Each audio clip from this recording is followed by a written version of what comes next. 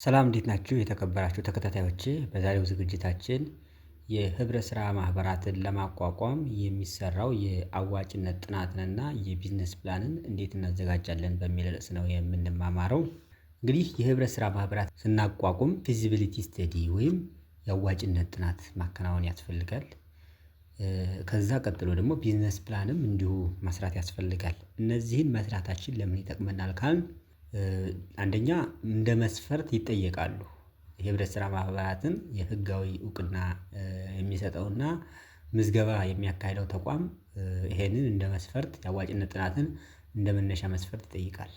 ስለዚህ መስፈርት ስለሆነ ይሄንን ሰኪውር ለማድረግ ወይም ደግሞ መስፈርቱን አሟልተን ለመገኘት አስፈላጊ ነው። ሁለተኛ በትክክል በአዋጭነት ጥናት ላይ የተመሰረተ ህብረት ስራ ማህበር ወደፊት ሰስተነብል የመሆን ዘላቂ የመሆን ህልውናውን ከወዲሁ አረጋግጦ እንዲጀምር ያደርጋል ማለት ነው። በትክክል የሆነ ክፍተትን ለመሙላት የማህበራዊ ወይም የኢኮኖሚያዊ ወይም የካልቸራል ወይም ደግሞ ባህላዊ ክፍተቶች ካሉ ያንን ክፍተት ለመሙላት ይሄ ማህበር እስከመጣ ድረስ ይህን ክፍተቱን ሞልቶ ሰስተነብሊ ወይም ደግሞ በዘላቂነት ይቀጥላል ማለት ነው። ለነዚህ ጉዳዮች ሲባል የህብረት ስራ ማህበራትን ለማቋቋም ፊዚቢሊቲ ስተዲ እና ቢዝነስ ፕላን ወይም የአዋጭነት ጥናትና የንግድ ስራ እቅድ ያስፈልጋል ማለት ነው። እንግዲህ እነዚህን ሁለት ዶክመንቶች እንዴት ነው የምንሰራው የሚለውን በተወሰነ ባጭሩ ነው የምናየው። ምናልባት እናንተ አድማጭ ተመልካቾቻችን ፈርዘር ጉዳይ ከፈለጋችሁ ተጨማሪ ጠለቅ ያለ ነገር ልንሰራ እንችላለን ወደፊት ማለት ነው።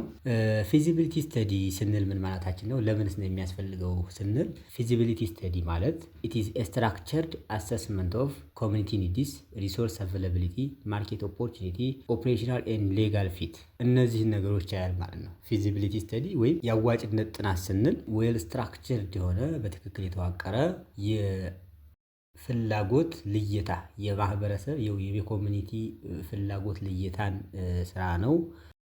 ምን አይነት ሪሶርስ አለ፣ ምን አይነት ሀብት አለ የሚለውንም የሀብት ልየታ ስራ ይሰራል።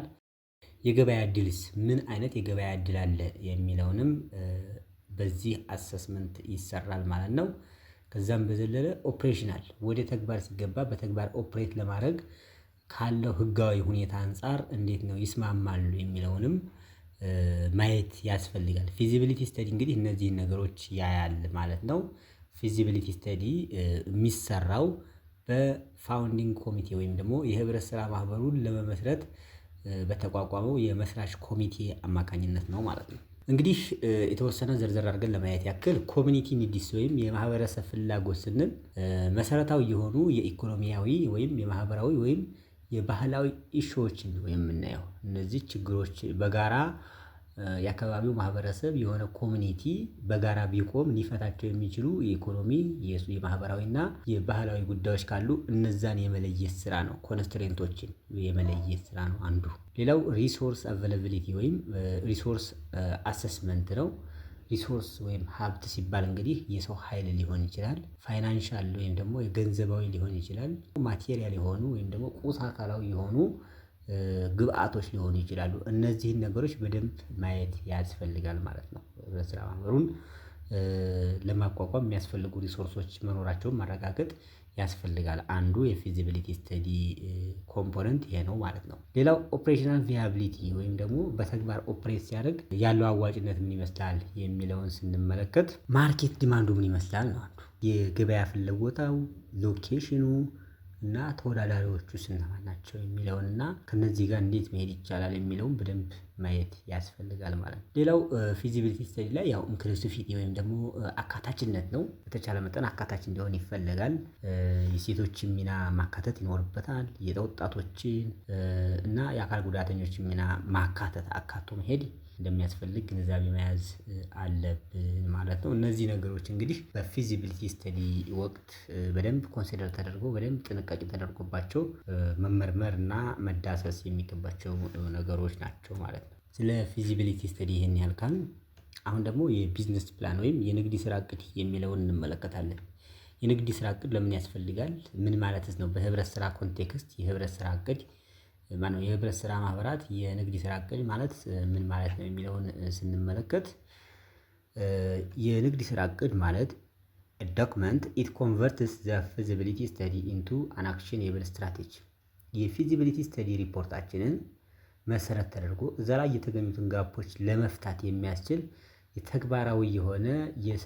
የተግባራዊ ሊተገበር የሚችል ስትራቴጂክ የሆነ እቅድ ነው ፊዚቢሊቲ ስተዲ ማለት ነው። ከቨርስ 3 to 5 years ታይም ሆሪዞን ቢዝነስ ፕላን ሲዘጋጅ ከ3 እስከ 5 ዓመት የሚደርስ የጊዜ ርዝማኔ ሊሸፍን በሚችል መንገድ ይዘጋጃል ማለት ነው። እንግዲህ የቢዝነስ ፕላን ምን ለማድረግ ያግዘናል ብለን ካየን ኢት ሄልፕስ አስ ቱ ሞቢላይዝ ካፒታልን ወይም ገንዘብን ሞባይላይዝ ለማድረግ ለማንቀሳቀስ ያግዘናል። ጋይድ ኦፕሬሽናችንን ትግበራውን ጋይድ ያደርግልናል፣ ያግዛል፣ ይጠብቀዋል ማለት ነው። ሌላው አትራክት ፓርትነርስ ኤንድ ፈንዲንግ ሪሶርስን ለመፈለግና እንዲሁም ተጨማሪ የሆኑ ፓርትነሮችን አትራክት ለማድረግ ይጠቅማል ማለት ነው። እነዚህ 3 መሰረታዊ ጥቅሞች አሉት የቢዝነስ ፕላን ሲኖረው አንድ የህብረት ስራ ማህበር ማለት ነው። የቢዝነስ ፕላን የሚያካትታቸው ኮምፖነንቶቹ ወይም ደግሞ ሴክሽኖቹ ምን ናቸው የሚለውን ስንመለከት ቪዥን፣ ሚሽን እና ኦብጀክቲቮችን ይይዛል። የህብረት ስራ ማህበሩን ቪዥን፣ ሚሽን እና ኦብጀክቲቭ ወይም ራዕይ፣ ተልእኮና አላማዎች ማለት ነው። ፕሮዳክቶቹ ወይም ደግሞ ሰርቪሶቹ ምንድን ናቸው? ያ ህብረት ስራ ማህበር ከተቋቋመ በኋላ የሚያቀርባቸው ፕሮዳክቶች ወይም ምርቶችና አገልግሎቶች ምን ናቸው የሚለውን መያዝ ይኖርበታል። ማርኬት አናሊሲስ ወይም ደግሞ የገበያ ትንተና መስራት ያስፈልጋል። የፋይናንስ እቅድ ወይም ገንዘባዊ እቅድ ያስፈልጋል። ካፒታል ሶርስ ገንዘባዊ እቅድ ስንል ኮስት ኤንድ ሪቨኒው ፕሮጀክሽን የወጪና ገቢ ፕሮጀክሽን፣ እንዲሁም የሎን ወይም ደግሞ ብድርና ሪዘርቭ ማኔጅመንት መጠባበቂያ ገንዘብ እንዴት ነው ማኔጅ የሚያደርገው የሚለውን ያሳያል በፋይናንሻል ፕላኒንግ ውስጥ ማለት ነው። ኦርጋናይዜሽናል ስትራክቸሩን ማሳየት ይኖርበታል ቢዝነስ ፕላን ላይ እና ኢምፕሊሜንቴሽን ወይም ደግሞ የትግበራ የጊዜ ሰሌዳውንም እንደዚሁ ማሳየት ይኖርበታል ማለት ነው። እንግዲህ ይህ ሁሉ ሲሆን የሚሰሩት እነዚህ በፋውንዲንግ ኮሚቴ ወይም ደግሞ የህብረት ስራ ማህበሩን በሚያቋቁመው ኮሚቴ አማካኝነት ነው። የሚያቋቁመው ኮሚቴ እነዚህን ፊዚቢሊቲ ስተዲ ወይም ደግሞ የአዋጭነት ጥናትን ማዘጋጀት፣ ቢዝነስ ፕላን ማዘጋጀት፣ ድራፍት የሆነ ወይም ደግሞ ረቂቅ የሆነ መተዳደሪያ ደንብ ማዘጋጀት፣ የመመስረቻ ጉባኤውን ማደራጀት እና ያንን ማካሄድ፣ እንዲሁም ለምዝገባ የሚያስፈልጉ ሁሉንም ዶክመንቶች አሟልቶ ለሚመለከተው የመንግስት አካል እነዚህን ዶክመንቶች ማቅረብ እና ማስመዝገብ የሚሉትን ተግባራት የሚወጣው የፋውንዲንግ ኮሚቴ ወይም ደግሞ የመስራች ኮሚቴ የሚባለው ነው ማለት ነው። የምዝገባ ሂደቱን በምናይበት ጊዜ በጊዜ ሰሌዳ ማለት ነው። እንግዲህ መስራች ኮሚቴዎች ማድረግ የሚገባቸውን ነገሮች በሙሉ ካደረጉ በኋላ ጥናቱን አጥንተው ቢዝነስ ፕላን ሰርተው ረቂቅ የሆነ መተዳደሪያ ደንብ አዘጋጅተው ሰዎች አባላት ሊሆኑ የሚችሉ ሰዎች መልምለው እንትን ካረጉ በኋላ ለመዝጋቢው መስሪያ ቤት ወይም ደግሞ ለህብረት ስራ ማህበራት ማስፋፊያ ጽህፈት ቤት ከማመልከቻ ጋር ያስገባሉ። ይሄንን ማለት ነው። ይሄን ካደረጉ በኋላ ይሄንን ማመልከቻ ካስገቡ በ15 ቀናት ውስጥ ጉባኤ አካሂደው የህብረት ስራ ማህበር ተወካይ ባለበት የመስራች ጉባኤ ተካሂዶ ለመዝጋቢው መስሪያ ቤት አስፈላጊ ዶክመንቶችን ያስገባሉ ወይም ሰብሚት ያደርጋሉ። መዝጋቢ መስሪያ ቤቱም ሪስፖንስ ይሰጣል። በ5 ቀን ውስጥ ሪስፖንስ ይሰጣል። በ5 ቀናት ውስጥ ማቅረብ ካልቻለ አውቶማቲካሊ ያ ማህበር እንደተመዘገበ ይቆጠራል ማለት ነው። አውቶሪቲው ወይም ደግሞ ይሄ መዝጋቢው አካል፣ ተቆጣጣሪው አካል፣ አደራጁ አካል፣ ደጋፊው አካል ልንለው እንችላለን። ቴክኒካል የሆነ ወይም ደግሞ ቴክኒካዊ የሆነ ድጋፍ በየጊዜው ማድረግ እንደሚኖርበት መገንዘቡ አስፈላጊ ነው። ግን በየጊዜው ድጋፍ ያደርጋል ማለት ነው።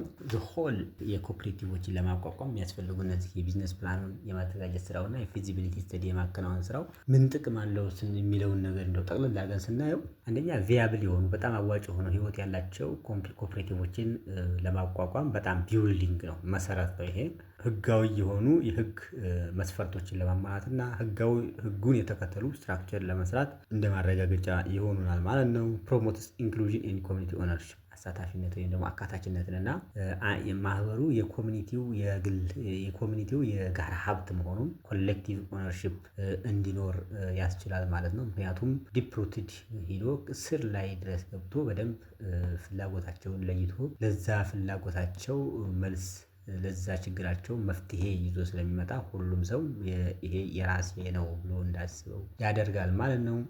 ወደ ለገበያና ለክሬዲት ወይም ለብድር አገልግሎት አክሰስን በጣም ከፍ ያደርጋል። ለዚህ ተደራሽነትን ከፍ ያደርገዋል፣ ያሳድገዋል ማለት ነው።